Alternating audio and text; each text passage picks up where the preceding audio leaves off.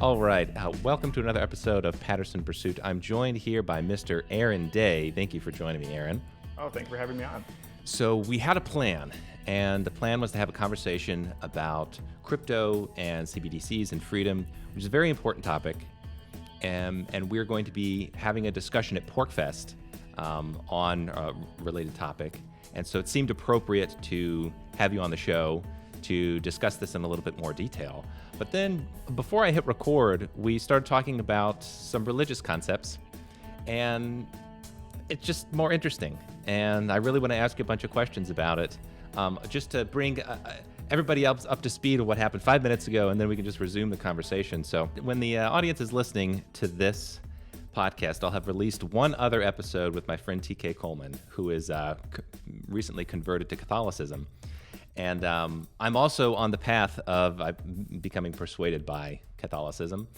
And so I had asked Aaron what his perspective is on religion and spirituality. And he said in the last 5 years, I think you said, you've sort of had a change of mind. You were more of an atheist materialist in the objectivist school of thought. And then you had some life experiences and your perspective is changing.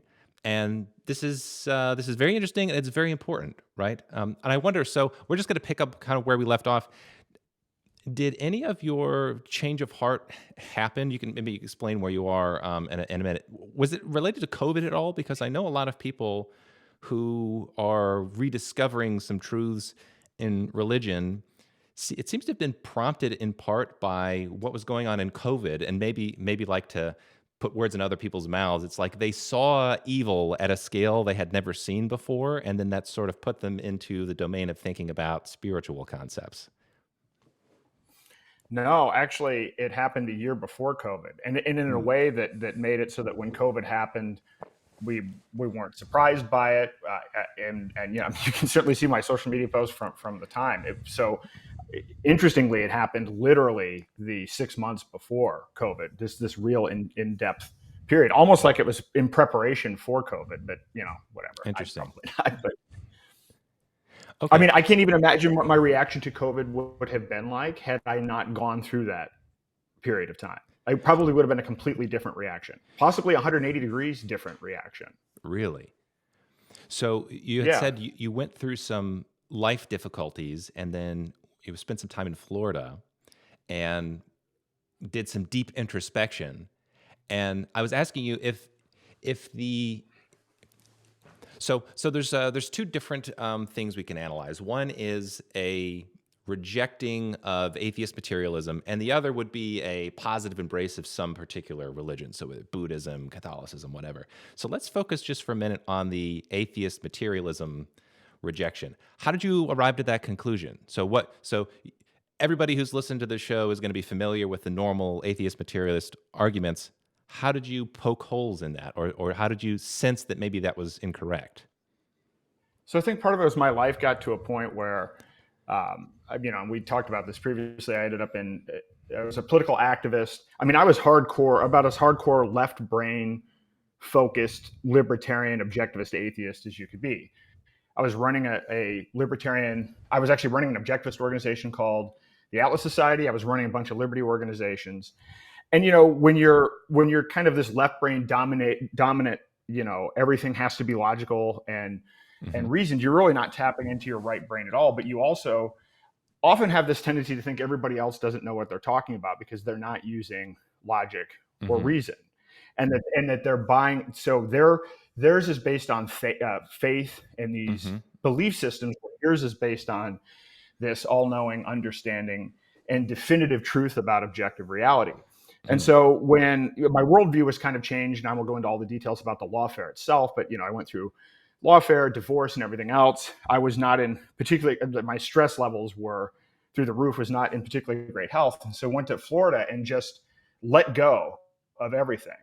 And my wife introduced me to a book by Richard Hawkins, I believe, called Letting Go. I mean, it was actually one of the hundreds of books that I actually read. I mean, I went through this period of time where when you let go of your belief systems, you have so much excess energy that I was reading a couple of books a day. I was doing nothing but, going out in the sun, getting exercise, getting healthy, and just binge studying and consuming everything. And what I realized was we all have belief systems. We're all programmed one way or another. From the time we're 0 to 7, everything that comes into us we have no conscious filter at all. So it goes right into our subconscious. And this becomes part of our identity. This is where we adopt a lot of limiting beliefs. So if your parents telling you you're not good enough, or you're always be poor, or whatever it happens to be, you internalize that because you didn't have a filter for it. And then we go out in the world and, we go through, depending on who you are, you go through government education, which is its own level of indoctrination. Then we have media, politics, and everything else. And, and I realized that even the whole libertarian objectivism thing is it's another form of programming. And so when I let that go, it was just the act of considering if there are other alternatives, as opposed to being so definitively thinking that I was right. I was sitting here examining my life and saying, hey, if my life is not where I thought it was going to be, and I thought I had this great understanding of the world, well, maybe what happens if I let that go? So I let everything go. I basically said, well, what if everything that I was told was a lie? Even the stuff that I thought as this left brain, science and math oriented only. Well, what if that was also programming? And so then that just opened me up to absolutely everything. And I explored everything. I mean, if you would have said that an objectivist would be going to a, Dr. Joe Dispenza 7-day meditation retreat in Malta, that probably wouldn't be on anybody's bingo card at all. But I went off and explored a lot of these things. And I mean, I owe this really all to my wife in terms of putting me in this direction. She was also heavily, she started out, she grew up religious, grew up Catholic. Then she was atheist for a while, and then she switched back, and then she studied all different forms of religion. She's read multiple different versions of the Bible, but then also got into meditation early on as well, and helped introduce me to a lot of these concepts. But she ended up hardcore libertarian. I was the chair of the New Hampshire Liberty Alliance here in New Hampshire for 2 terms. And when she was chair, they actually reduced the size of government. So she went down that track as well. And so we kind of both ended up pre-COVID together, actually doing some of these things like meditation. And I could go on and on and on about that. I ended up going really hardcore into different kinds of and I'm still exploring it. And we'll get to this because I'm glad you brought this up, because I didn't think that fighting CBDCs was not on my list of things to do. In fact, I exited activism entirely. A lot of people thought that I moved to Florida permanently. They had no idea what happened. And I was off, hey, how do we explore consciousness and, working on all these other things. And I even worked on, I have Daylight Freedom Foundation. And the original purpose of Daylight Freedom Foundation was to help people essentially, raise their consciousness. There's a lot that goes into unpacking and describing that. And then COVID hit, and then COVID kind of brought me back the other way. COVID in a way brought me a little bit back more into activism. And just now I'm trying to shift back out of that, or figure out how to balance, personal growth and helping other people with personal growth. In fact, I'll be very specific about what it was. I actually think that at the heart of consciousness is free will and our ability to make decisions. And part of how I got into fighting CBDCs is that CBDCs are it's the gateway drug to complete technocracy. And if you look at what technocracy is basically it's a form of governance where elites pick scientists and engineers to make decisions for people. To me, it is the end of free will, because you really don't have any agency over your own life. And at the core of technocracy is flipping the economy from a price-based system to an energy credit-based system. So you create this manufactured scarcity as the currency, and then you add social credit and everything else. So there's the one part of me that says, hey, I want to push free will and help people realize they've been programmed so that they can actually take their agency back and start exercising their own free will. But then on the other hand, there's this existential threat, which I actually think technocracy is the ultimate conclusion of determinism and materialism. And so that's how I kind of got to where I am doing what I'm doing right now. Fascinating. So I got several things I want to unpack with you. Just a quick question here. What were you raised in a religious environment, or what was that like? What was your parents' spiritual beliefs? I was not. I mean, my grandparents were you know, vaguely Christian. I mean, they'd go to church a couple times a year. My parents never went to church, but what they did do is they told me to, you know, if I wanted to go to church with, you know, some other friends or whatever and experiment and see what I thought of it, they were open to that, supportive of that. So I did when I was younger, kind of go to church, Sunday school, and experienced a little bit of that. And I think I was kind of skeptical, even at an early age, of some of the struggle. It's very common for people who end up in the aggressive atheist camp to have had a bad experience with religion. So like a lot of the most hardcore atheist materialist types end up there because they're angry at their upbringing and the people that lied to them or misled them or whatever. And so in your case, it sounds like it wasn't really, you weren't like jaded by your dogmatic religious upbringing. So how did you end up concluding the materialism stuff? Was it just like, I'm going to be logical, I'm going to try to figure out how the world works? Clearly the world has some mechanical operation to it, and so like everything must be fundamentally mechanical, and all other arguments are necessarily like superstitious or something? Yeah, I think that's probably part of it. Is also because you know, I didn't go through this 0 to 7 age where people were pushing religion on me. That wasn't my starting point. So I didn't start off with an ingrained belief system in one of these things. So I guess in a way, I've never really thought about it before. I guess it's part of government school indoctrination. I mean, because that is clearly what is taught or was taught. I mean, I can't even compare now because I mean, I'm almost 50. So I'm sure school curriculums have changed, but that really was what was being pushed, right? I mean, determinism and science was being pushed. So that just kind of was I've never really had that realization before, but that's kind of how I think I ended up there. Very interesting. So a little bit from my story here. I told you this a little bit before, but I'll re-summarize the story. Is I was raised in a religious household that was kind of fundamentalist evangelical, and I was homeschooled, and my parents decided to homeschool their kids for religious reasons. My siblings went to school for some years, but I was the only one that went the whole time I was homeschooled. And as early as I can remember, I mean, we used to get up in the morning, and one of the first things we do is Bible study, which I wasn't a big fan of, but I didn't like the getting up early part.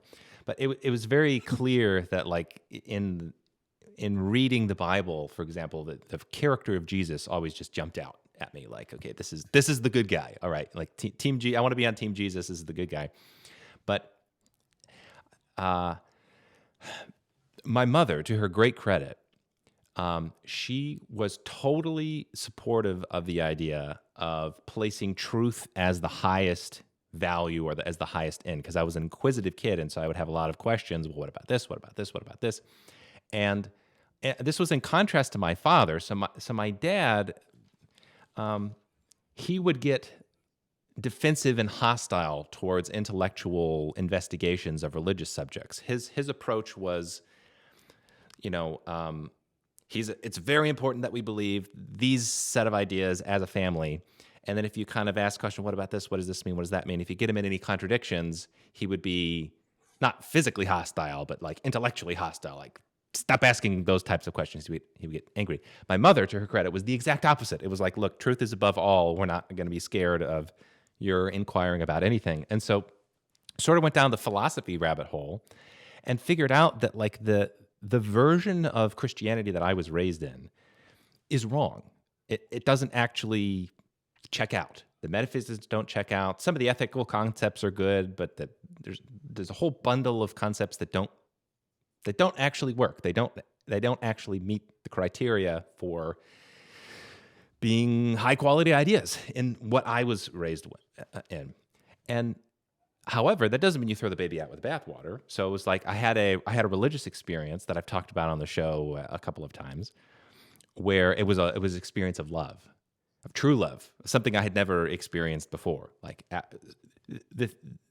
if there is any candidate for the word divine being used to describe an aspect of our experience, love is divine. Whatever that thing, whatever love is, it's divine. And it's good. If there's anything that's good in the world, love is good.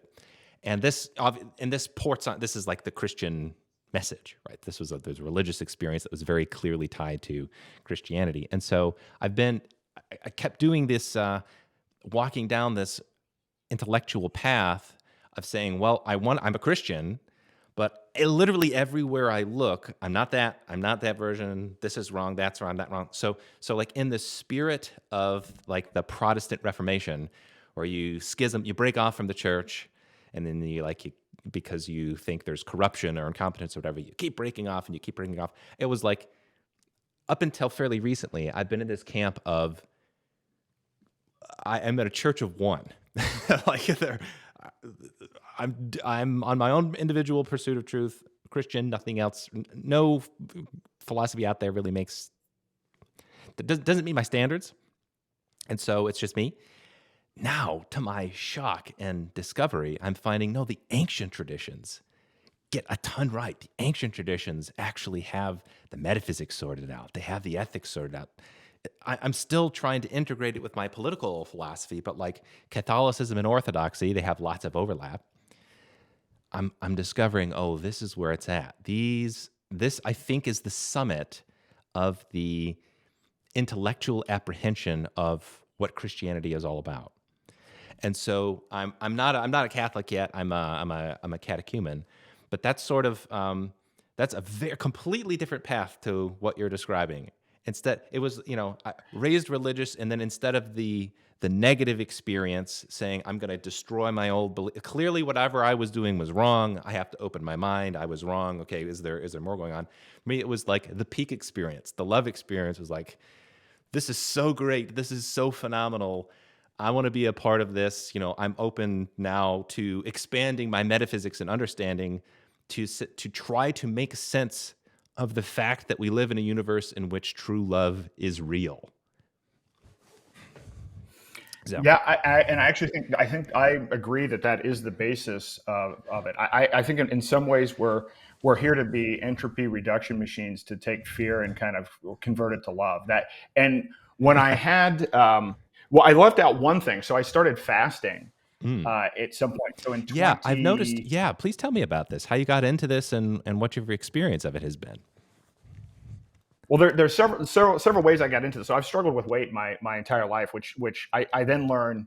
You probably will see me rant often about public health, but I grew up and unfortunately my parents actually followed public health guidelines. So this food pyramid where mine too, Aaron, and both of my parents died when they were 55 because they followed the advice of experts. Just wanted to put that out there. Yep. Both of my parents died at 64.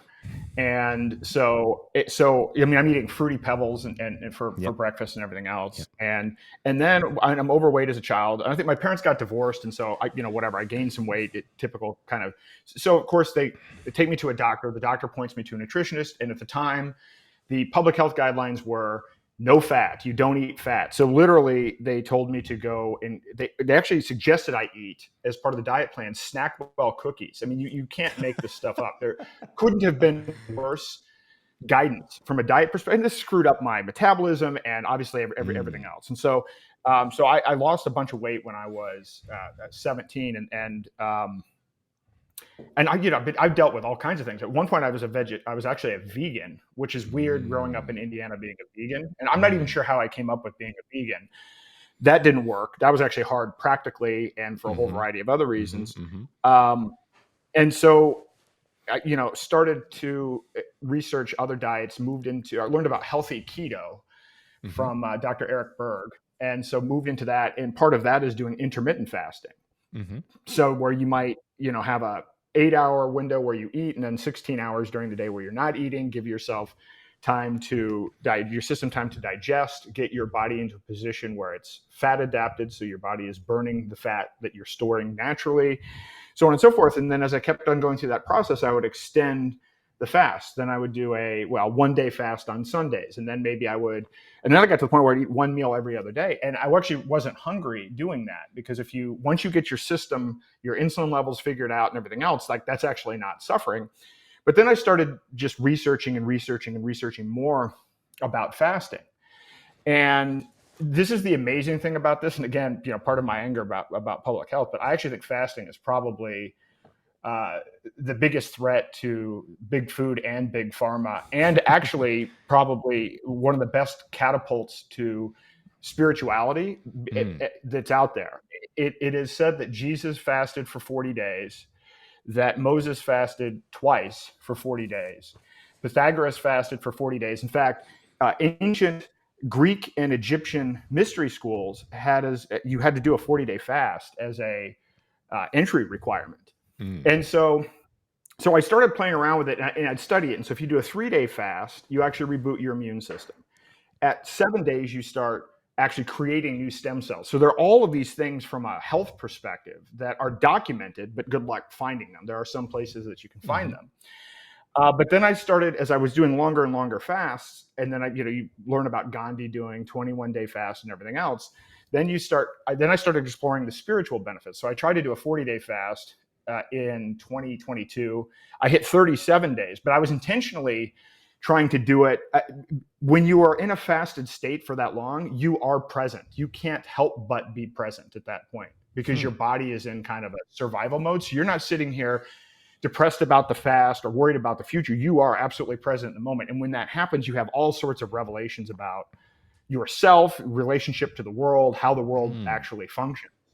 And the conclusion of the 37-day fast, and this is not a left brain thing, but I came out of that with kind of my world. I threw off all like political labels, libertarian, objectivist, all that other stuff. But what came to me, I will say intuitively, however you want to call it, was to move towards love and away from fear, to move towards decentralization and away from centralization, to move towards abundance and away from scarcity, and to move towards free will and away from determinism. And so again, I can't explain it, but that happened in 2022, and that's actually kind of been what my dominant worldview has been since then. And so again, it wasn't a left brain thing, nor did it stem from any kind of religious training. And so it's fast. And then I just did a 40-day fast again to raise awareness for Roger's situation, but also, for people that are agorist or libertarian or whatever, if you want to, take your life into your own hands and really, it's a great process I wouldn't advise a 40-day fast for anyone, but learning how to fast, starting to play around with it, it's life-changing. So Truly a couple things on this. One, I want to talk about the left brain thing, and then I also want to talk about fasting. So what I've discovered is there is exactly zero tension between the left brain and the right brain in theory. So I don't see any reason to think that our experiences are, like, important experiences are irrational. They might be non-rational in the sense that when you described an idea coming to you, that might not have been the result of a self-aware, conscious, deductive process that arrives in which you arrive at that conclusion. But that doesn't mean it's irrational in the sense that it's nonsensical or incorrect or wrong. This is something I didn't understand for a very long time, as I associated the non-rational with the irrational. So when people are talking about religious experiences, meditative experiences, spiritual experiences, they would arrive at conclusions where I would try to look at the method and how they arrived at the conclusions and see that they skipped a bunch of steps, and then go, well, clearly your conclusion can't be valid because you skipped a bunch of steps in the method. But now I realize that's incorrect. There's all kinds of ways to arrive at conclusions, and it's probably the case that the subconscious intuitive method, spiritual method sometimes, whatever system that is, or systems, they're probably taking into account more information, and they have deeper programming and wiser programming than our everyday conscious normal rational brains. If you, depending on how much you want to put this in a materialist context, right? You've got the deep reptilian brain, and you've got layers and layers of brain matter that come on later in the evolutionary process as the story goes. And so one can say that those deep subconscious brain processes are in some sense more true, more tried and true than whatever your active, rational, deductive process is. That was a very difficult lesson for me to learn. I also think this is why, in many respects, women are smarter than men, in many respects, not in every respect. But I think it's because they have better access to that intuitive system that, even though it is not as rationally, methodologically defensible, ends up in the right conclusions anyway, because they're taking into account more information. I just wanted to say Yeah. yeah. No, I think that makes sense. And then actually, so part of doing the meditation. So one of the realizations I've come to out of this last fast. So I've been I don't think that, I think modern medicine and modern science is still based on Newtonian physics. So I would actually argue that it's not even, we're using the wrong science. We're using out-of-date science. We're using science that's hundreds of years old. We're not actually integrating quantum. I mean, we're more interconnected field of energy and information and probability, not this mechanistic deterministic thing. But we haven't applied quantum scientifically, in part because we don't know how, but also largely, I would argue, because the interests don't want to move away from that system. So we're actually not even allowed to explore it as much as we might otherwise. One of the things that's fascinating about doing meditation and then taking a left brain approach to trying to understand how this works is, I mean, you can get into an alpha brain state, and there are different religious traditions have different names for it, but where essentially you can access the Akashic record, where you can essentially access all of the information that's ever existed. A guy named Tom Campbell. Nobody knows about this guy, and I actually think he's probably, well, I think he was actually maybe just recently on Joe Rogan, but I was wondering why this guy wasn't incredibly popular. He started out as he would do computer simulations for NASA. He didn't get his PhD, but he was doing computer simulations in like the late 1960s, early 1970s. He met this guy named Bob Monroe, who formed something called the Monroe Institute.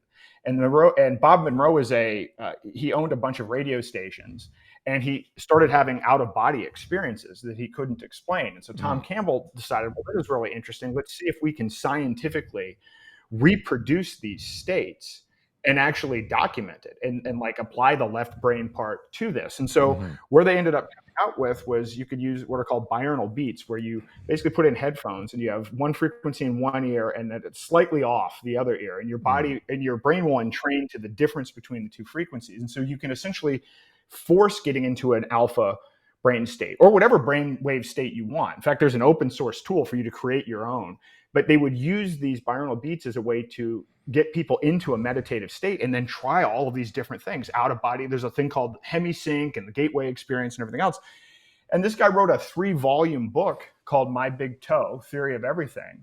And he documents this book. And he can shift into these meditative states. He can actually be in the meditative state while coding. He said he was able to solve some computer simulations, and no one else could figure out how he could do it. And he said it was because he was actually tapped in. Basically, he's tapped into this interconnected field on the one hand, and then using the left brain to take the information coming in from the quote quantum field. And so it's fascinating stuff. And I don't claim to understand all of it, but I can say I have done a lot of this meditation. I've had some of these experiences. And so I actually think a lot of what's going on right now is we've been stuck in Newtonian physics, and we're actually ignoring even the most up-to-date science, which certainly doesn't explain everything, but we're literally stuck in an entire model, like random controlled trials.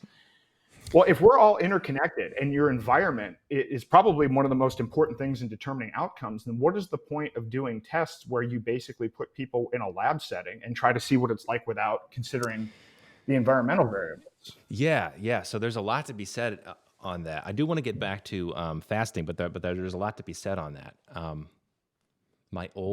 Now I feel like the way that I like to approach different perspectives is by analogizing them to pairs of glasses.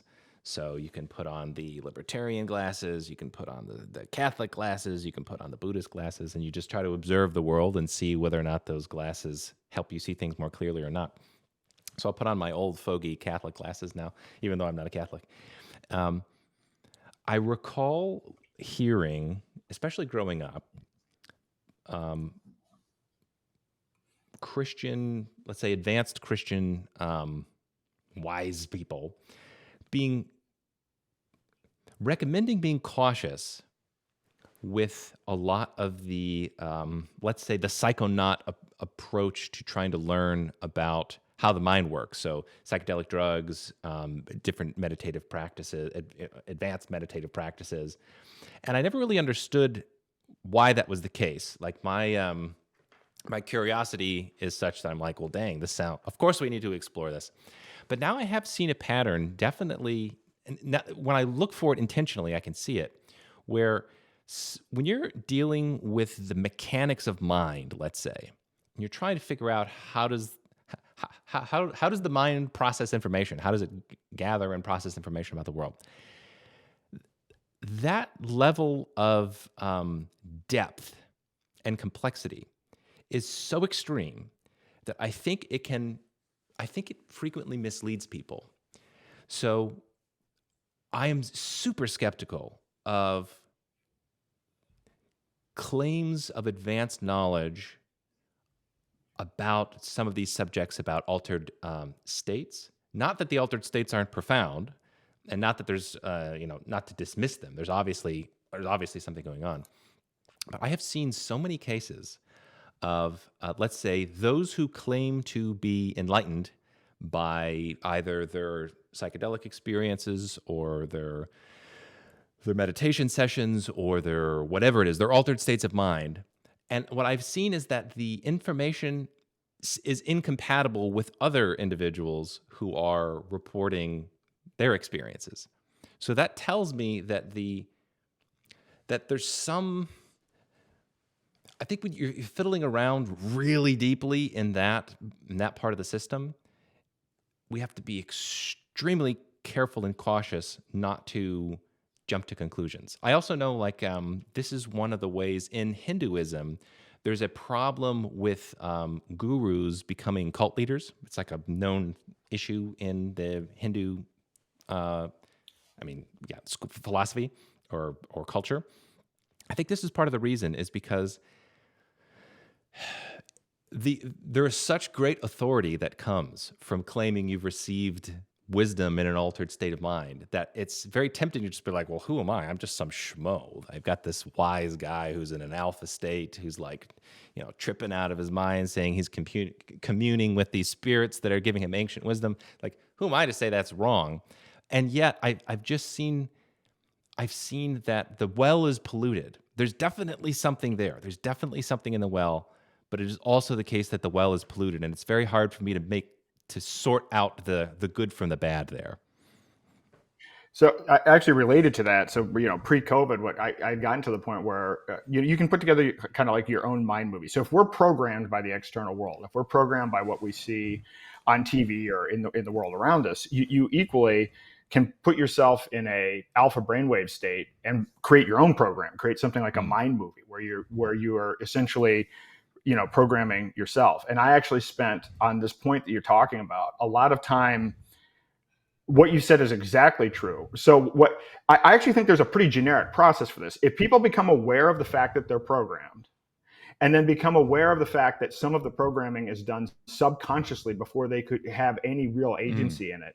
Mm-hmm. And then there are a variety of techniques that you can use, not just one, there are hundreds of techniques to get at that. Then when you are able to kind of take some of these emotional experiences or subconscious experiences that become part of our identity, and I guess I would say convert it to wisdom, which is to basically get rid of the emotion, but take away the information about the experience. Then once you've finished that process, then you actually have, now you're at a state where you can start exercising free will. And then I spent a bunch of time, because I've been involved with the Free State Project. I was the chair of the Free State Project for a while. And look, you can look at a lot of liberty groups, and most things kind of devolve into cults. And to what you're saying exactly, so I started studying cults.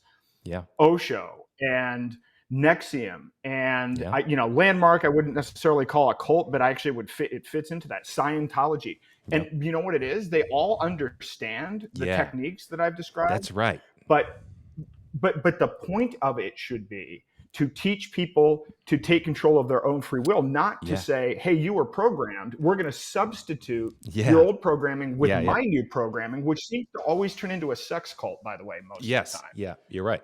So Yeah. Yeah. This is a point that I think is very important to make. And I like the analogy of polluting the well here, because the cults that you mention, I don't know all of them, but I know some of them. And the common pattern that they have is real functional knowledge about some psychological truths. And they use they use the techniques that they have that actually work, and they work because they pour it onto how the mind functions in some way. They use it for bad purposes. So they give you little bits of truth that are very important truths as well. I know a lot of people that get sucked up into those cults are getting real benefit from the group. They're getting real benefit. They actually have more introspective access that they have before, but it seems to result in some type of vulnerability, because people are like, all of my foundations have been shaken. I'm trying to grab onto something. And then they grab onto, some guy's leg, if you will. So yeah, that is a definitely an interesting and important pattern that I've seen.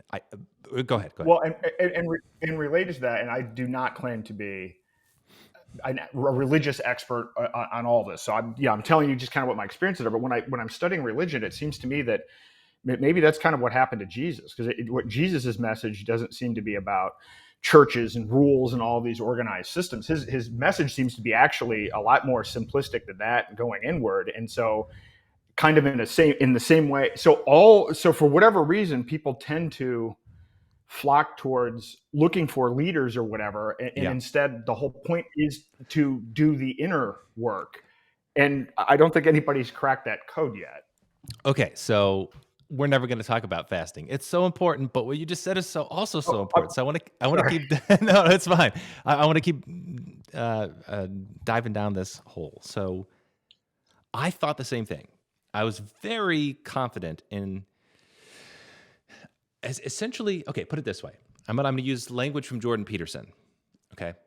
He used a term once that I had never heard before a few years ago that I thought, wow, that is a wonderful term. And just hearing the term helped me understand a bunch of parts of how the world worked that I hadn't previously understood. And the term was a competence hierarchy. And I thought to myself, competence hierarchy. Oh, that's an interesting concept. The idea of a social hierarchy that is based around and respects competence. So I thought to myself, well, as a hardcore libertarian myself, I tend to be extremely skeptical of hierarchy. As somebody who has, I grew up in this religious environment, and there were different authority figures that were presented to me as being really wise and intelligent and knowledgeable and had access to truth. And upon investigation, I thought they were not that competent. And so then I think about other experiences I've had in my life. Well, from a young age, I started martial arts when I was 13. I was really, really attracted to the martial arts.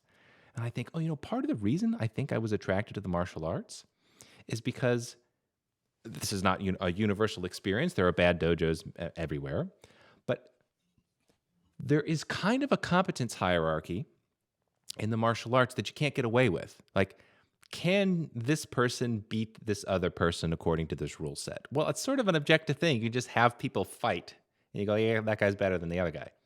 This is the case with sports and competition, and generally speaking, not in the world of ideas, because it's not so easy to have people fight one another and see who's better, whose ideas are better. We'll fight. It's like that. That's not so easy to do. It's much more difficult to see the competence hierarchies in the domains of ideas. Anyway. So I thought, okay, I really like this idea of competence hierarchy.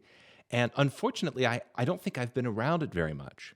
And then I realized I had been making a mistake as a libertarian, where I had thought, okay, a traditionally left-wing perspective is to be very skeptical of hierarchy, even to the point of saying that hierarchy sort of in principle is something that's going to result in abuse, and it's based on power, it's based on, sometimes it can be based on threats of physical force, or it's based on manipulation, but there's like no such thing, if I were to exaggerate, there's like no such thing as a good hierarchy, good social hierarchy. And now I realize that's wrong. I actually think, and we'll come back to the Jesus point because it's very, very important. I think it is a tempting mistake to make to think that all hierarchies are, by virtue of being hierarchies, bad. And I know that's not what you're saying, because you're not like anti-corporate and the corporation is a hierarchy. But I'm exaggerating to illustrate the point. And so coming back to Jesus, there's definitely, I mean, it's self-evident that there's so many claims in there that Jesus is making about the individual and his personal relationship with God, and in many respects, rejecting the hierarchies of the world in favor of pursuing truth and love in relation to God. However, there are a couple of parts in where it does seem like Jesus is specifically setting up an organization or an infrastructure with the apostles. The way that he talks, he gives the keys of the kingdom to Peter. In fact, this is the part that blew my mind. And I'm like, how have I only heard this a few years ago, being raised a Christian? There's a part, I want to say it's in the book of Matthew, where Jesus has this disciple. His name is Simon. Okay, and he's like one of the prime apostles. And then at the end, before Jesus goes away, he goes, okay, I'm going to rename you, Simon, to Peter. Or this is in the English version. And Peter, it means rock, Petros, rock. And then he says, upon this rock, I will build my church. So he renames the guy to rock, and then he says, on this rock, I will build my church. Now, the Protestant interpretation they have various claims like, oh, that's not actually what the word means, and it's a little rock, bit of rock, and they were referring to Peter's faith, and it doesn't justify like a Catholic infrastructure. But I guess the last couple things I would say on that is apparently, like in Aramaic, there is no the word, I think, is Kephas or something. His actual name was Kephas, and that means rock. There's no masculine or feminine or plural, singular, big rock, little rock. Is like Jesus clearly seems to be renaming somebody intentionally rock, and then says, on this rock I will build my church. That to me, now with different ears, sounds like a building of actual concrete infrastructure. Like I'm actually going to build the church, TM, trademark, on you. You're the guy. And then there is the way to make hierarchies work in the real world with people as they are is by having clear, unambiguous hierarchy where you're the guy in charge, and then you decide who the successor is, or there's a clear path for unambiguous successors. Like you might have in a company, it's not good if a company doesn't have a clear leader. Companies need leaders. So that's how you end up with like the concept of the Pope. So anyway, what do you think of all that? Both the ideas about hierarchy, and then maybe you can try to tie it into the religion here. And again, I'm not a huge expert on the Bible, but my understanding, a lot of what Jesus said was more about equality before God and rejecting religious elitism. So but I can't speak to your specific point. And so you may very well be right. But on the general question of hierarchy, yeah, I mean, look, I've started companies and I've, been involved with a lot of organizations. I will tell you, even within the liberty community, I've yet to find a situation where a lot of people jump in and actually lead. If you lead, and you need to have some kind of natural leadership evolve. So this idea of a competence hierarchy makes some sense, but where it does seem to break down, it breaks down like this, certainly in government. One of the things that I argue about quite a bit is that you need to have some kind of a feedback mechanism. There needs to be some sort of way of Yeah. determining whether this is working. And what Yeah. seems to happen, and this happens, by the way, often with businesses, and you will find, I don't even remember what the stat is, but by the time a company is inherited, there are these stats, and I don't remember what the statistics are, but by the time the second generation takes over, like the failure rate is X%, and by the time it gets to the third generation, Right. it's 3X% or whatever it happens to be. And so the point behind that is that hierarchy, those aren't hierarchies based on competence. Yeah. And the question is, how do you design hierarchies that are built on competence? Yes. Because they do seem to get corrupted in similar ways over and over again. But I agree with you that competence hierarchies are great, and that people do not seem to. It doesn't seem to just congeal naturally, but that the hierarchy, the succession of hierarchies seems to get just debased. I mean, I haven't seen a good solution for it yet. Okay, so this is literally like the problem we have to figure out. Okay, we don't have wise old men to appeal to defer to in this situation. We're in a society that has many challenges and problems, and like you and I have to start the ball rolling now on talking about this problem and trying to solve it because it's extraordinarily important. Okay, so the succession problem is incredibly difficult to try to solve the succession problem. And to summarize, like what in the abstract the succession problem is, even if you have the competence hierarchy, you have the great moral leader doing a bunch of things right, he dies or he retires.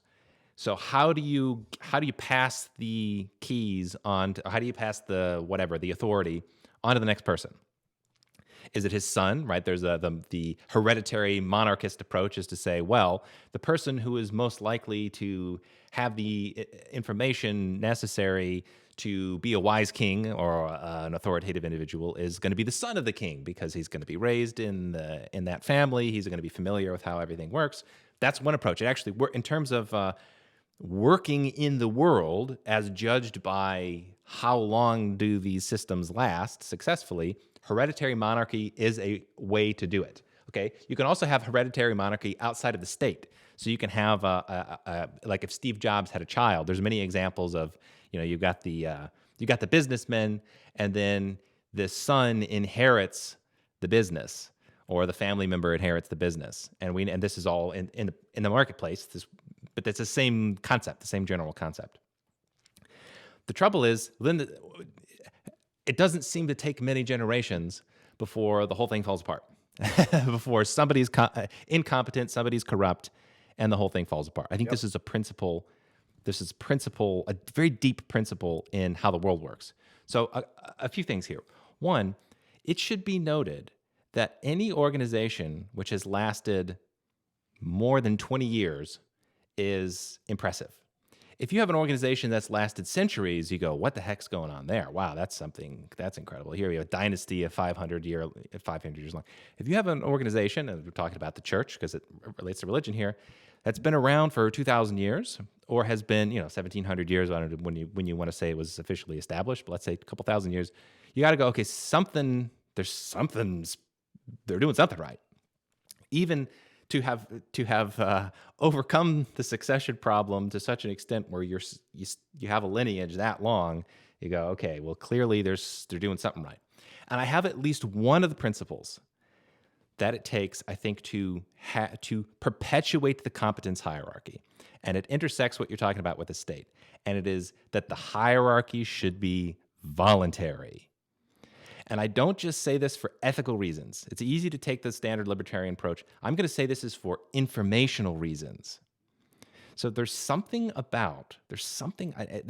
more complex than I understand, but there's something about the conditions which have to be right in order for people to voluntarily organize into some organization or some sort of a hierarchy are conditions that inherently tend towards competence being rewarded because the people that are there are choosing to be there.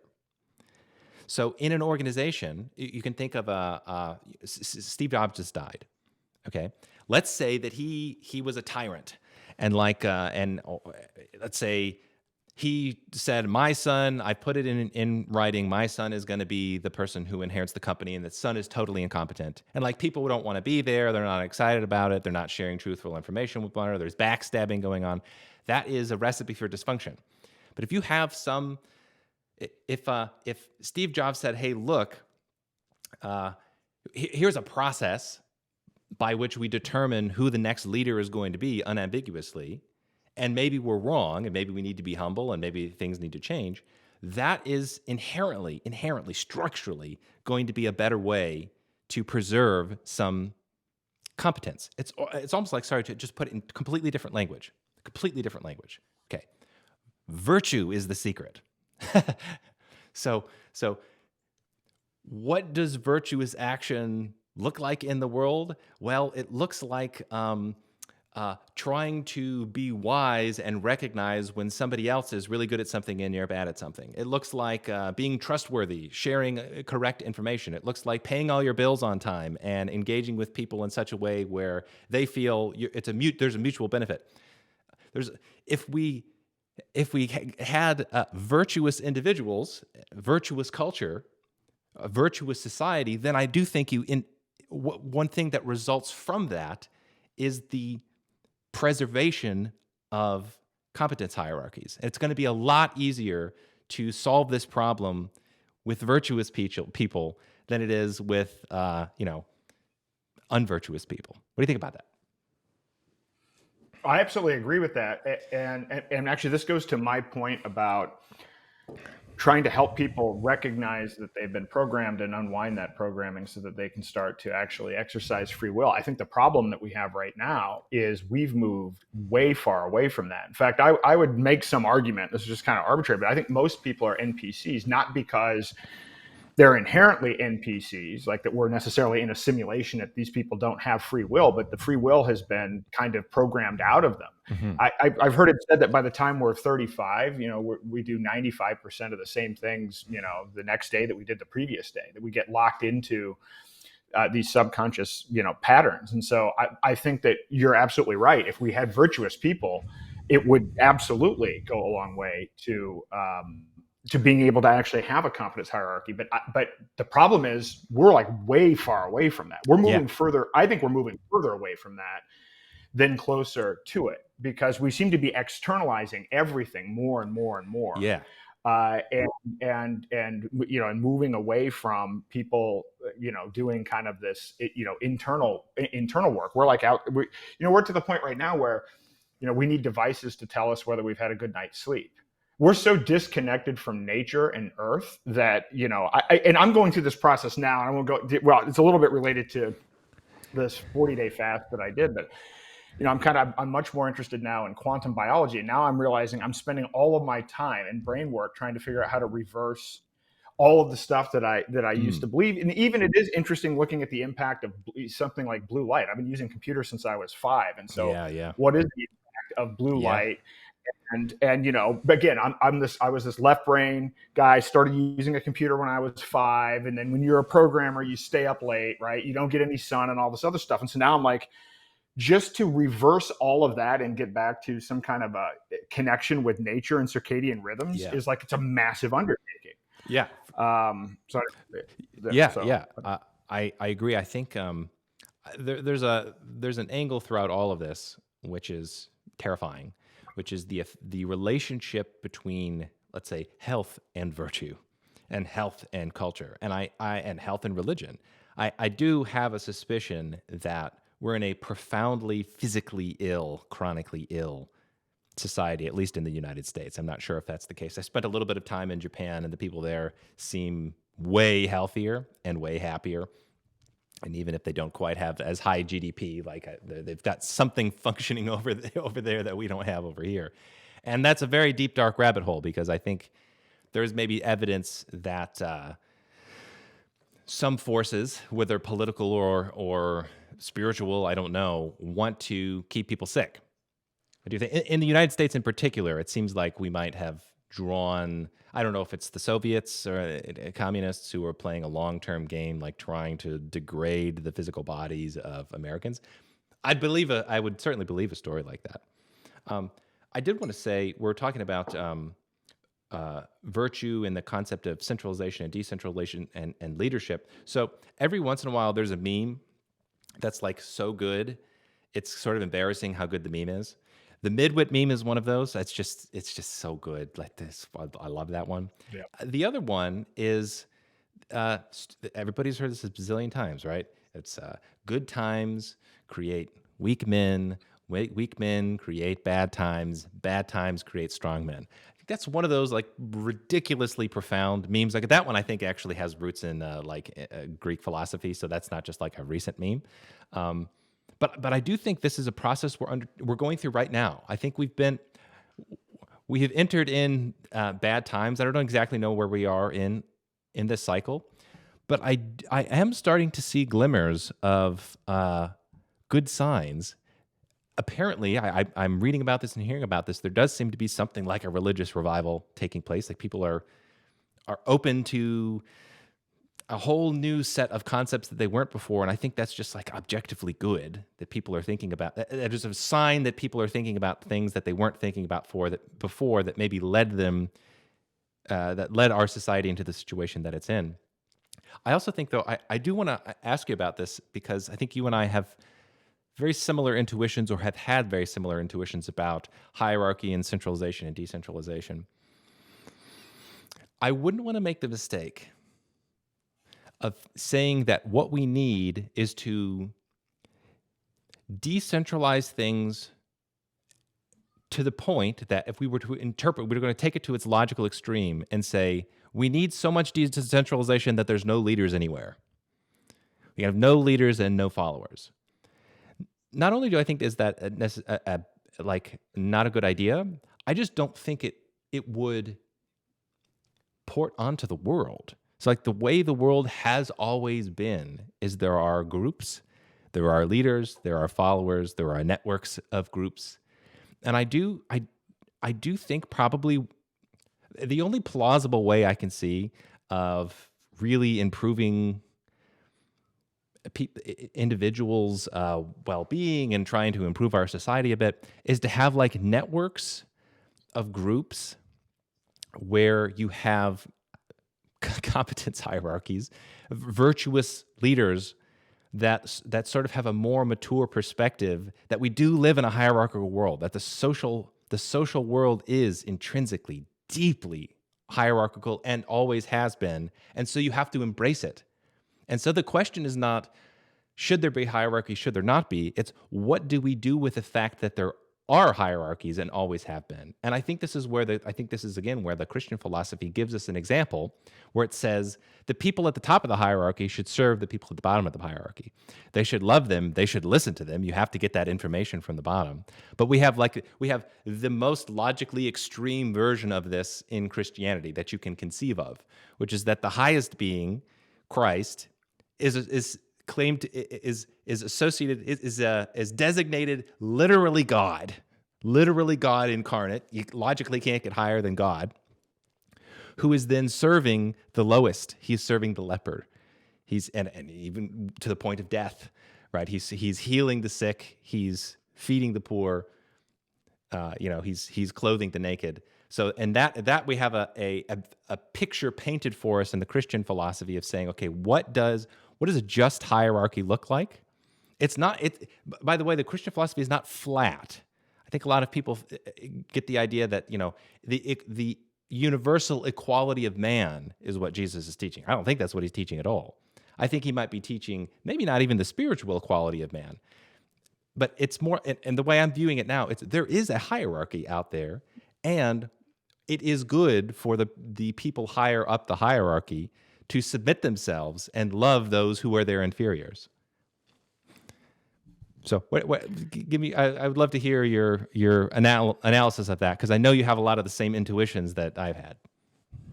Yeah, I mean, I definitely have some of the same intuitions, but with respect to these hierarchies, I think it comes down to one: it's important that it's voluntary, and that Yes. that is a major component of it. And then Necessary. and then I still think I come back to we have to solve this feedback mechanism. And this is not, but I think about things like, reputation management systems. And I mean, I think that there are some tools and things that could be put in place I don't even know that we could articulate what those are yet either right now. But I think that there are some mechanisms that could be put in place. And I think that it's good to experiment with. I actually, you know what, I would say this: we need to experiment with different types of hierarchies. And by the way, even when I say that, not even necessarily with the idea of that there's going to be one best kind of hierarchy. Yeah, right. One, like for instance, I look at what's going on with network states right now, and I'm a big fan of Sterling Lujan because he's taken a different approach than this. Balaji, who wrote the book about network states, I will say a lot of these network states are turning into technocracies, and there's this whole Curtis Yarvin. To me, Curtis Yarvin and Yuval Noah Harari are two sides of the same technocratic coin, and I'm seeing a whole bunch of stuff going on there. But what Sterling's doing is he's saying, hey, listen, he's actually put together a nonprofit that's helping people that are forming network states share best practices. Sorry, what do you mean by network states? Network states meaning where, instead of, hey, I was born in the United States, and so, I'm a part of this, social contract that I didn't sign, and I'm part of this. This idea with network states is people get together voluntarily, with a commonality of interest, and then might go from that stage to actually trying to buy sovereignty somewhere. Some of these have popped up in various places. I know Vitalik is working on some. And Sterling actually goes and visits these. He was just in Switzerland, and then I think he was in maybe Honduras before that. And so there's a whole bunch of experimentation going on. And he's taking the approach of saying, well, hey, let's actually analyze how this is doing so that for new people forming network states, we're not reinventing the wheel. Because honestly, I can see people forming network states that haven't studied the history of any of this stuff, have not had a conversation like we're talking about competence hierarchies, or even looked at what's happened in the past, and they're going to try communism again. Yeah. As long as it's voluntary, right? Well, as long as it's voluntary, right? But I think that it's interesting that he's taking this approach of, let's actually have some experimentation, because for recorded history, it's like, all right, there was a royal family or whatever that was passed down by bloodlines. We had feudalism, we had all of these other things, but we've never really had an experimental environment where we were testing a bunch of these different systems and actually measuring how they worked and comparing the information, which I find to be a fascinating concept. It is fascinating. And I think it's important too, especially for people who have libertarian tendencies, to recognize that people naturally do this. There's a part of the reason that governments exist everywhere is because people form governments. It's not just a story of oppressive tyranny that has been imposed on people and they don't want it, and really they want total freedom, but really the dang government is just constantly oppressing them. It's way more complex than that, is that people naturally form groups. They form these types of networks. They have shared common values, common visions. They want similar rules. They don't want all the people on their street to have the ability to create a nuclear facility on their property. Like, these are things that naturally emerge. And I think it's a much more mature perspective to be like, okay, I'd speak for myself here because I took the naive approach some years ago. But I think it's a more mature perspective to be like, okay, these types of structures, these pseudo-states, voluntary states, are natural, and they're good, and they're solving problems, and it's not something we need to run away from. It's cool that humans do that. But I agree with you. I think the key has to be that they remain voluntary. And the question I would have, I don't know how deeply you've looked at these, but just as I'm curious, my left brain is screaming at me here. What do you do about the situation with kids? So you move to Prospera in Honduras, and you sign some sort of a contract, 30-year lease, and part of the contract is like, your kids also have to follow the rules. But what do you do when you have kids and then they have kids and they didn't sign that original contract? Has there been any theory about how you deal with the succession problem of like voluntary states when you have kids? I don't know if there's been a theory about it, but I think one of the ideas is that there will be a proliferation of so many of these network states. Yeah. And part of what Sterling is talking about is trying to create a framework where it's easy to move in and out of network states. That's key. That is a very important part. So, I mean, I think that there's some other, I can't remember the research behind it or whatever, but I've experienced it myself that like beyond 150 people, that, groups tend to become unwieldy. So, I mean, you can see the proliferation of, millions of network states in theory. But I think the idea is if you actually had an easy way to move in and out of these network states, then that would actually afford the opportunity for competition, children to be able to make their own decisions about, oh, well, okay, I do consent to this rule set. I'm okay with this rule set. This is, this is the competence hierarchy or not that I want to join. I think that's the best thing that I've heard so far. By the way, I don't know that that's actually happening. So that's all in the domain of theoretical. Yeah, I'm just interested. I haven't talked about this subject in a while, so a lot of those thoughts are coming back up. When I thought about envisioning the political order that I would like to see, some sort of like what would libertarianism look like in the world with tiny voluntary states, city states or something. That's one practical solution that I keep thinking is very plausible, is essentially the creation of sufficient wealth such that it's easy for the individuals to move between different states.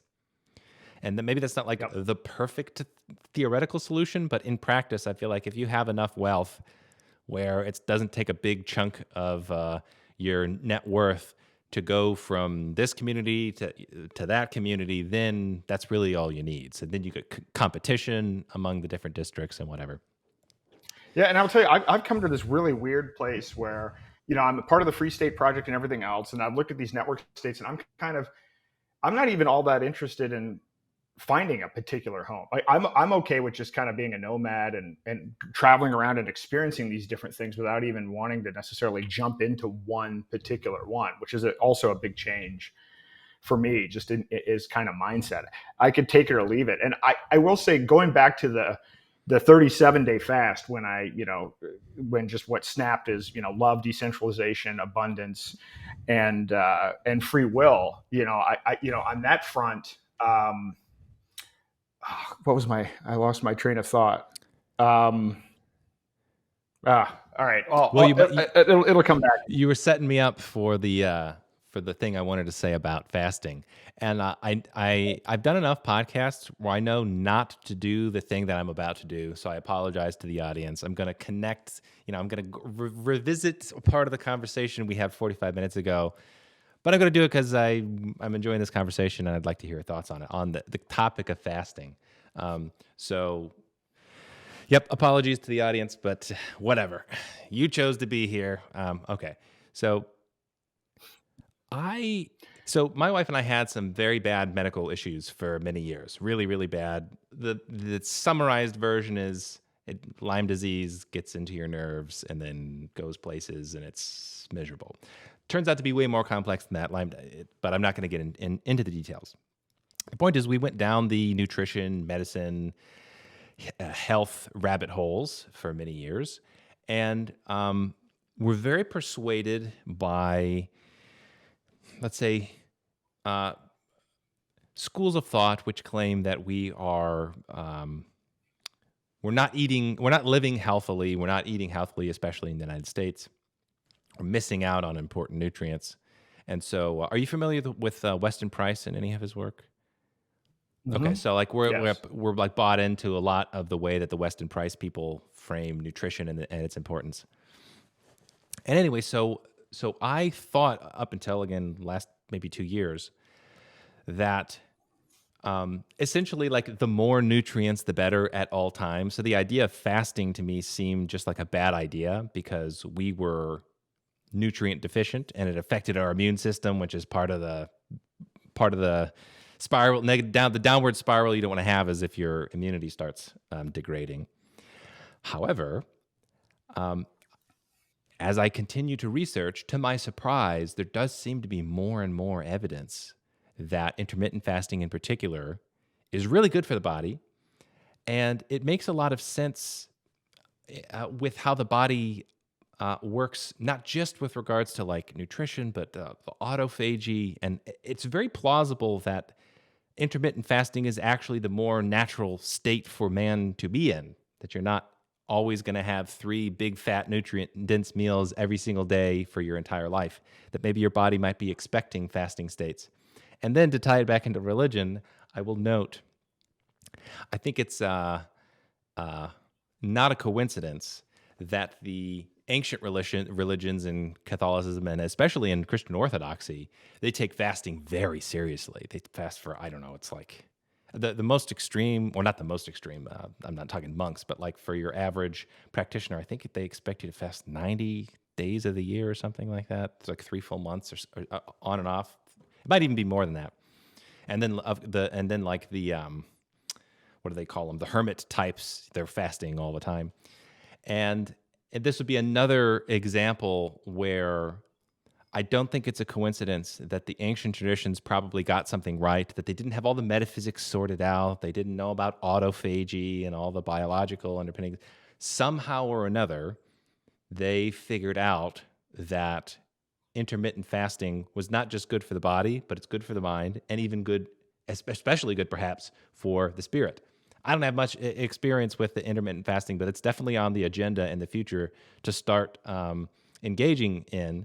And I would just say, if you're keeping score of what philosophies get different important things correct, I'm noting that the ancient Christian traditions, and not just Christian, I mean, obviously other religions have incorporated fasting as well, but they were onto something before the brilliant Enlightenment revolution, where we realized there's all this silly dogma that has accumulated in religions, and it's not based in science. It's like, whatever, I don't know exactly what their method is, but they arrived at the correct conclusion somehow, and they deserve credit for that.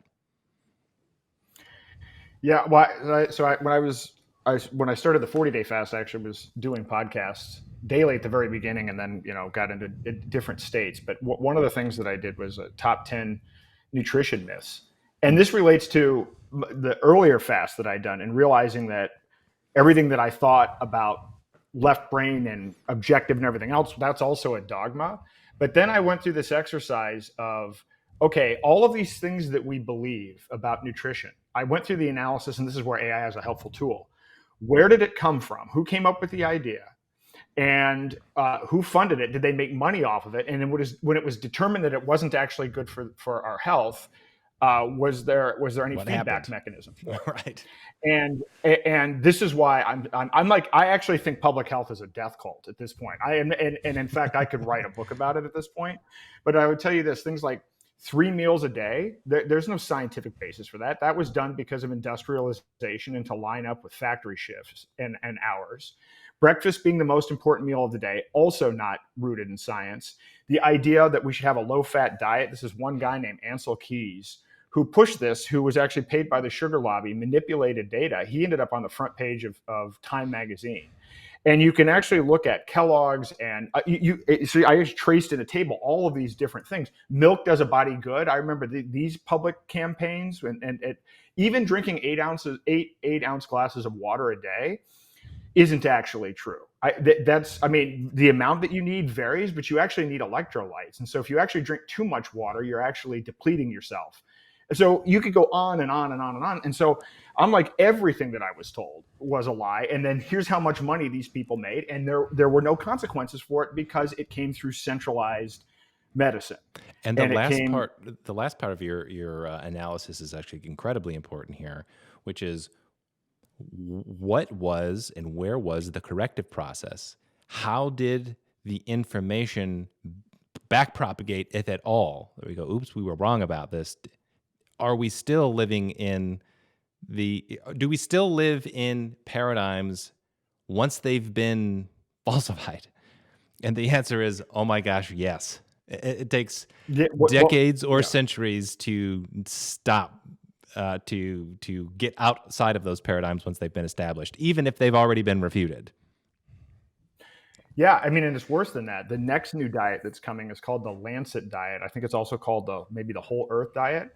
And I read what was behind this. And so I'm like, okay, I made the mistake early on of thinking that when they would come out with something like a food pyramid, the whole purpose of it is to optimize human health. This new Lancet diet doesn't even have that as a strategic priority. This is one of these things that's now balancing their perceived view of the environment. And so No, now red geez. meat is almost completely diminished. They actually add sugar, an amount of added sugar into it's not a pyramid, it's a pie chart.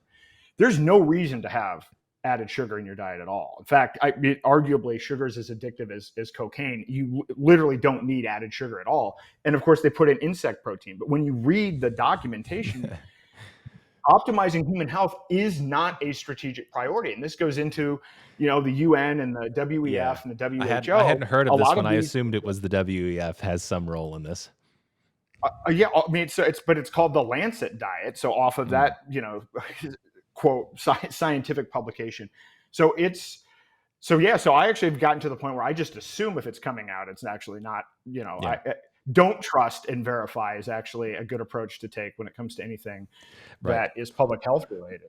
Yeah, or even invert, right? If they give you the food pyramid, maybe just invert it, and then you probably end up doing better anyway. By the way, Aaron, we actually haven't spoken about this yet, but what you're describing is very, how to put it, like exactly what I'm researching. So I have this. I'm in the process right now of releasing this institute called the Natural Philosophy Institute. And our first project that we're undertaking is called the Dark Age Research Project. And what we're doing is we're going through the different domains of thought and trying to say, what are the paradigms that were established, especially in the early 20th century, that look shaky? And is there evidence to suggest those paradigms are wrong?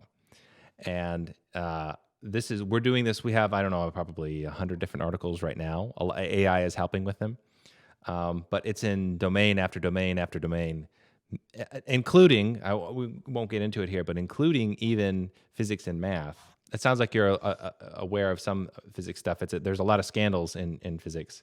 And there are some concepts even in mathematics that there was a foundational crisis in mathematics about 120 some odd years ago, and it wasn't resolved correctly, and it was sort of a de facto truce between different competing camps in the foundations of math. So even what we thought was absolutely rigorous, I'm not talking about arithmetic, it's a little bit more advanced than that, but there are some problems in math too. But the domain which has the most entries, and will continue to have more entries, is public health.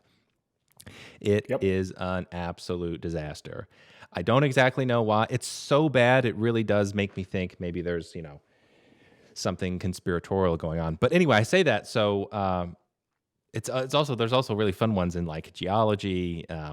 I'll set you up with an account so you can see this list and you can just peruse through it. I'm sure you'll enjoy the many rabbit holes that we have. I can't promise that every single topic, like we have the alternative theory that this is the one that's going to replace the other. But in every topic, I can make the claim that there is sufficient evidence to suggest that the paradigm is incorrect.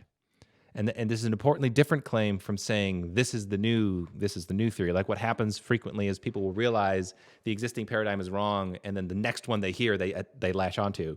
And I'm really trying to avoid that because it's way harder to say this is what the truth is than to say, okay, this is why the existing ideas are wrong. But I'll set you up with an account, and I think you'll like it.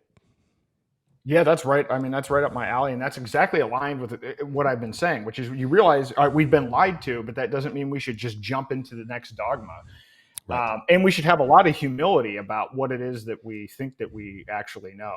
That's a big key takeaway from all of this. So I now tend to take the approach of I'll entertain an idea, but I'm certainly not eager to glom onto something and make it part of my identity. Good. I think you know. That's going to be a necessary methodological principle if we're going to actually get ourselves out of what I claim is a dark age.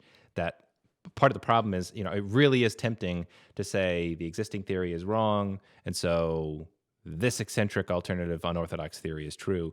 And the trouble is, part of the reason all of our paradigms are wrong is due to the complexity problem. The world is unbelievably complex. It's more complex than we even understand. Like, we don't know how complex it is. That's how complex it is. Because it's so, like, the deeper you look, the more complex it appears. So this is not just a problem that plagues the orthodox perspectives on how the world works. It's also going to be a problem that plagues literally every claim every rational claim that is being made about how the world operates in every domain is going to be bumping into the same complexity problem. So we're going to have humility to move forward and not just step in another dung pile that's in front of us. Yep. And I will say, when I was studying religions, I kept on thinking, all right, well, what came before this? Because a lot of the information in the Bible are stories that were told somewhere else in a different text at an earlier period of time. And so something that I'm interested in, because as I kept on going back further and further, are the Hermetic principles, which seems to be kind of, mentalism, principle of correspondence, vibration, polarity, rhythm, cause and effect, gender. Those are the 7 Hermetic principles. I'm, exploring that. I think it's an interesting framework. Yeah, and I don't know what's as much- interesting about it, Go ahead. Yeah, sorry. Go ahead. what's interesting about a lot of this lines up with quantum physics and some other things. But I have a lot of things going on. None of it's definitive. I'm just exploring a lot of things and kind of seeing where it goes.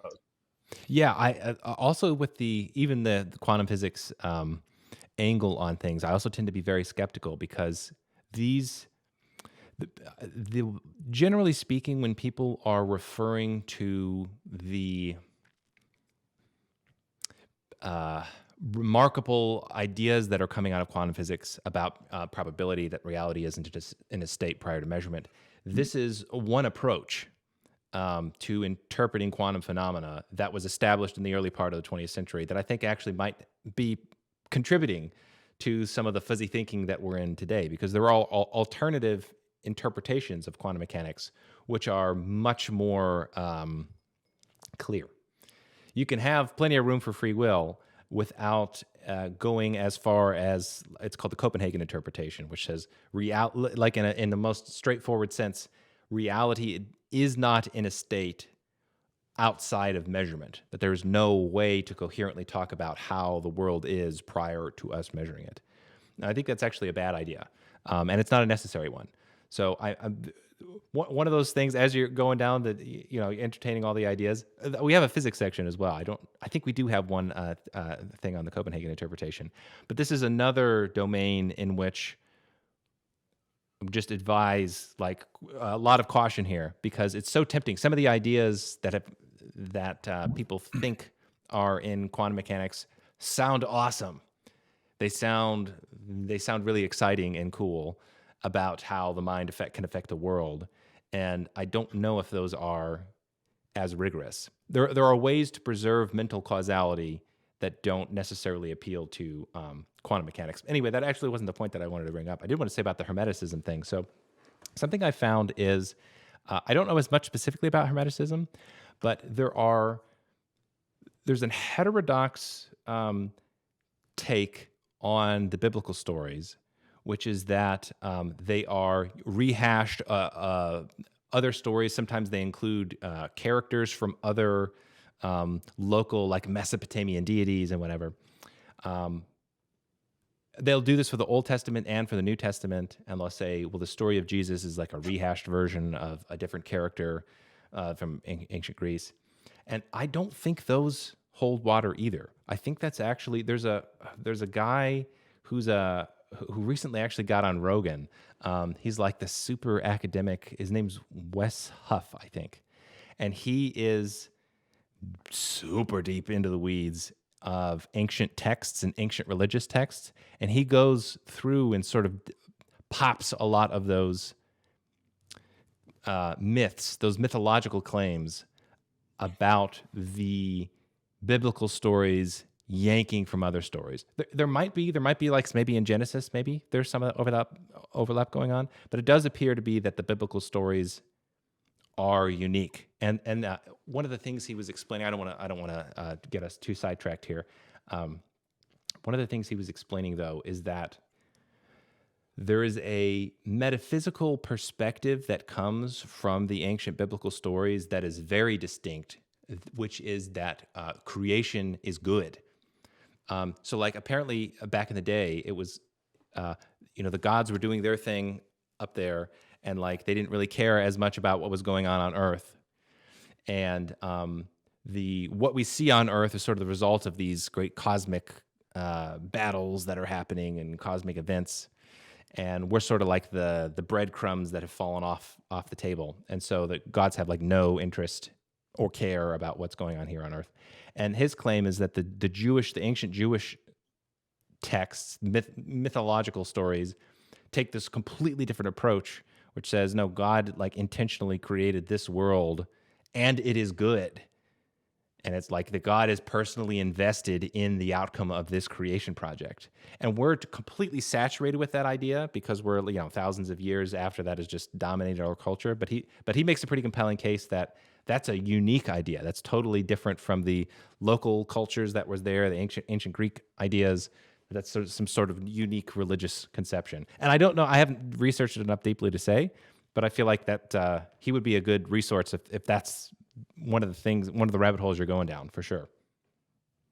Yeah, I'll take a look at that one. But if you're going down the physics path, I highly recommend reading My Big Toe by Tom Campbell. Yeah, It's on my list somewhere.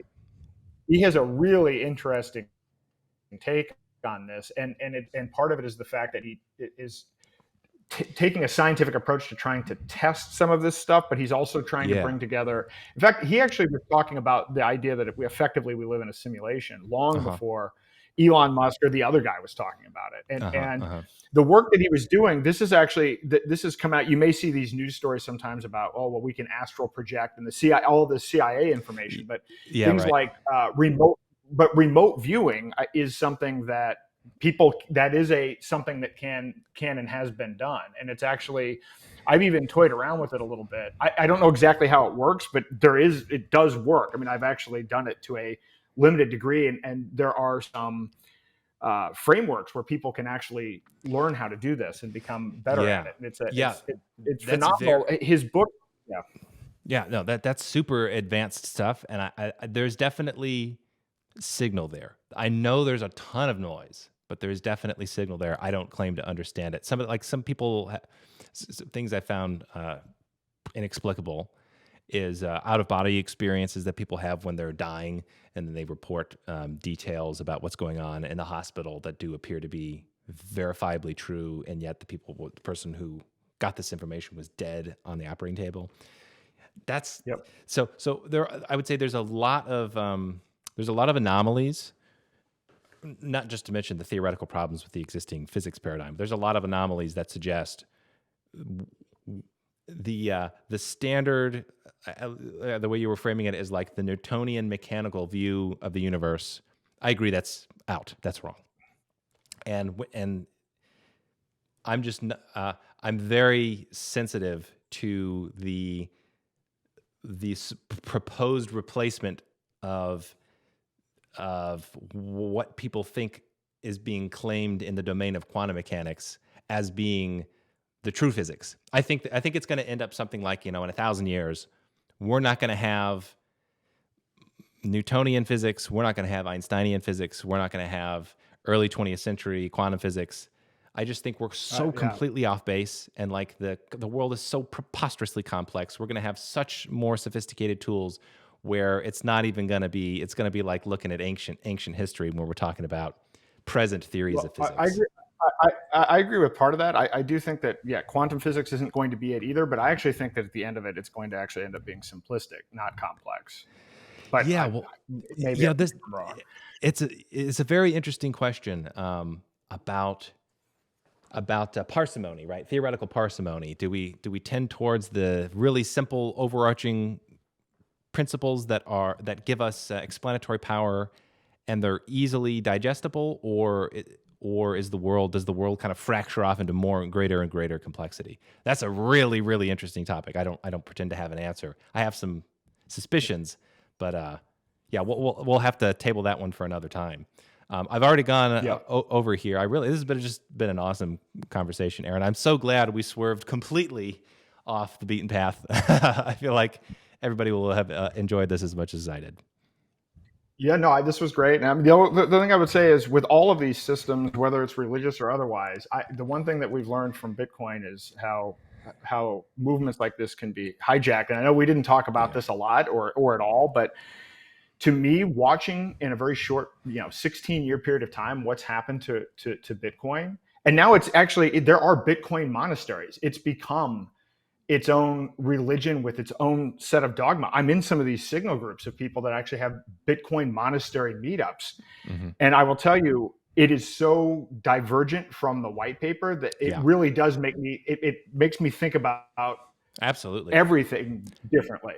Yeah. My experience living through what happened with Bitcoin was easily one of the top, if not the most like formative, experiences that I've gone through. I've learned so much about how the world works by seeing what happened to Bitcoin. Talk about the importance of, hierarchy is there, the founding documents, what happens when a leader goes away, when there's corruption, it's just when money gets involved, it's layer after layer after layer of like incredibly deep principles that have been revealed to me just by watching and being incredibly naive back in 2011, getting excited about this thing and seeing what has happened to it. In fact, I did want to say, let me pull this up for you.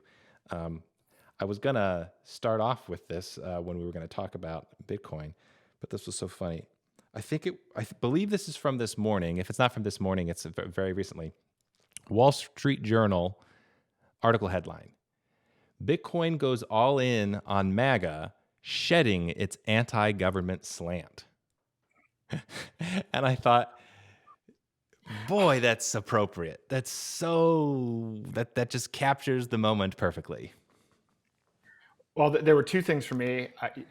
When Cynthia Loomis spoke at the Bitcoin conference and talked about how all of the major generals in the U.S. military have endorsed the Bitcoin Strategic Reserve, and then an announcement today that the Bitcoin Policy Institute is hosting the assistant director of the CIA for a meeting. And I'm looking at this and I'm like, wow, I can't. Why? What do you do with this? And so it's, but I'll tell you, it is an amazing experience. But I think to the broader point of this conversation is we have more questions. We certainly have more questions. We have a lot of questions. We don't have a lot of answers. And even coming off of what's happened with Bitcoin, how do we move forward? Because censorship and propaganda work. So how do we, we haven't cracked the code. Do I think, I'm pursuing a lot of these privacy coins and everything like this. How do we make sure that the same stuff doesn't happen again? Because nobody's cracked that code yet. This seems to be a very successful model of infiltrating and hijacking movements, and we haven't countered. There's no counter that I've seen to it yet. No, and I don't expect the counter to come from libertarians either. We're just exceptionally naive about politics. I think this is just straightforward, run-of-the-mill political infiltration that we were not prepared for at all. It's a super important topic. Maybe we can talk about that on our talk at PorkFest, because we really do need. That's another one of those conversations we have to figure out. Like, we got to get on the same page. The evidence is overwhelming that there was infiltration, and now, as you said, the CIA director is being invited to the Bitcoin policy thing. Like, this is what it would look like if the project was captured.